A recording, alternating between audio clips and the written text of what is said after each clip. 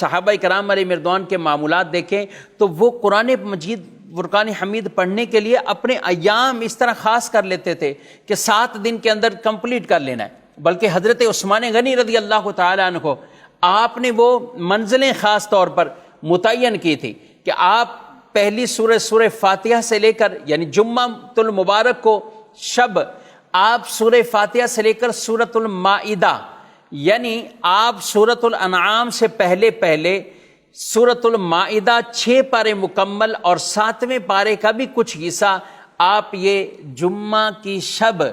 یہ تلاوت فرما لیا کرتے تھے۔ پھر آپ اگلے دن یعنی ہفتہ اور اس کی رات آپ کیا پڑھتے تھے؟ آپ رضی اللہ تعالیٰ عنہ سورۃ الانعام سے شروع فرماتے اور سورۃ الہود تک آپ اسے تلاوت کیا کرتے تھے، اور اتوار کی رات آپ رضی اللہ تعالیٰ عنہ کو سورہ یوسف سے شروع کیا کرتے تھے اور سورہ مریم تک پہنچا دیتے تھے، یہ آپ تلاوت فرمایا کرتے تھے۔ اور پھر آگے جب پیر کی رات آتی تو آپ سورہ طٰہٰ سے آپ شروع فرماتے اور سورہ طاسین میم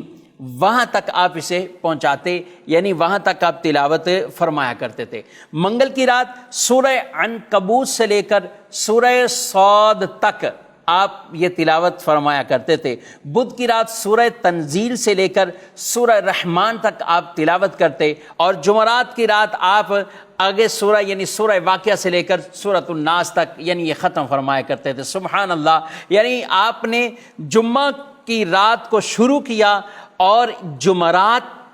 تک آپ نے یہ کمپلیٹ کر دیا۔ اب اگلا دن جمعہ ہے، پھر جمعہ کی رات سے نیا آغاز کرتے، تو گویا کہ آپ 7 دن کے اندر قرآن مجید فرقان حمید کی تلاوت کو مکمل فرما لیا کرتے تھے۔ یہ حضرت عثمان غنی رضی اللہ تعالیٰ عنہ جو کہ جامع القرآن بھی ہے، قرآن سے ویسے ہی ان کو ایک ایسا لگن تھا، پیار تھا اور قرآن سے بڑا تعلق تھا، یہاں تک کہ آپ جب شہید بھی کیے گئے تو اس وقت بھی آپ کی گود مبارکہ میں قرآن مجید فرقان حمید تھا۔ آپ تلاوت کرتے ہوئے اسی حالت میں آپ کو ان بلوائیوں نے شہید کیا اور آپ اس وقت بھی قرآن پاک کی تلاوت فرما رہے تھے، یہاں تک کہ آپ کے جسم مبارک جو زخمی ہوا اس سے جو خون نکلا، اس خون کے کچھ چھینٹے بھی اس کلام پاک کے اس حصے پر وہ پڑے، یعنی آپ گویا کہ قرآن پڑھتے پڑھتے ہی آپ دنیا سے رخصت ہوئے اور مرتبہ شہادت آپ کو نصیب ہوا۔